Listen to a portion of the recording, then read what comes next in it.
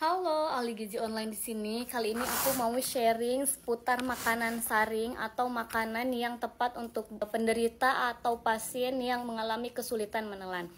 Ada beberapa pertanyaan sebenarnya yang masuk ke TikTok aku, cuman belum sempat aku bales satu-satu dan telat banget balesnya.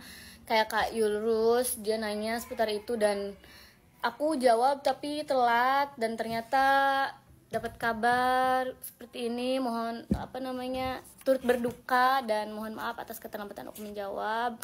Oke, dan juga ada pertanyaan lagi dari Kak ini, dia nanya juga seputar kesulitan yang menelan untuk beberapa pasien. Nah, aku mau sharing, jadi untuk teman-teman atau ada keluarga pasien yang mengalami kesulitan menelan, jangan dipaksakan untuk diberikan makanan biasa atau hanya sekedar diberikan bubur seperti itu atau diberikan makanan lunak lainnya, karena meskipun kondisi seperti itu kita masih butuh asupan yang adekuat, terus juga dengan konsep gizi seimbang. Nah, teman-teman bisa memberikan makanan saring, boleh dibuat dari rumah juga. Nah, untuk makanan saring itu sendiri biasanya itu campuran dari sumber karbohidrat, terus juga sayur, tapi sayurnya kalau bisa yang bentuknya batang kayak wortel, terus juga sumber protein, mulai dari kalau protein sih boleh pakai ayam atau mungkin daging sapi. Nah, nanti itu di blender, sebelumnya dikasih garam atau perasa sedikit, itu di blender, abis gitu dipanaskan di wajan.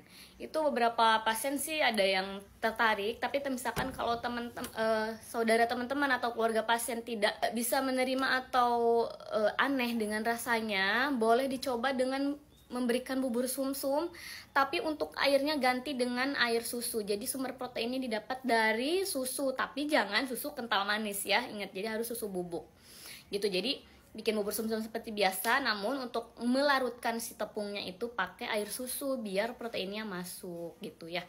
Nah, kalau misalkan yang dietarinya masih bagus, boleh untuk selingannya dikasih puding atau mungkin jus buah kayak gitu.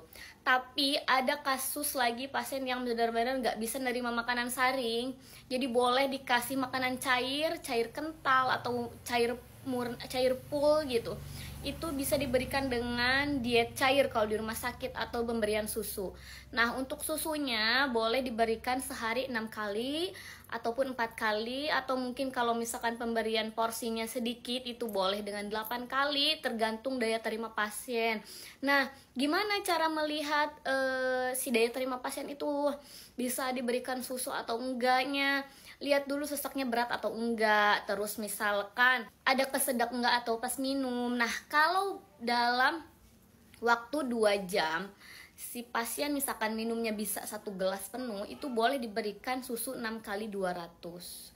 Nah, itu kalorinya. Kalau penggunaan susu yang ada di minimarket, bukan susu kental manis, ingat, itu bisa sekitar 140 kilokalori per 200 200 cc atau 200 ml.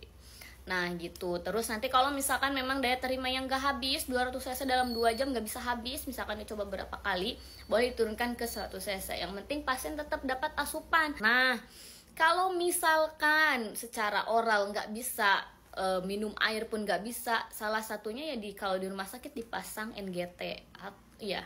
Jadi asupannya itu lewat NGT, bukan lewat oral lagi. Kayak gitu teman-teman, semoga dapat membantu. Dan untuk Kak Yulrus atau kakak ini, mohon maaf karena aku telat menjawab. Semoga membantu. Dan untuk teman-teman yang memiliki keluarga atau kerabat, di-share biar bermanfaat. Terima kasih.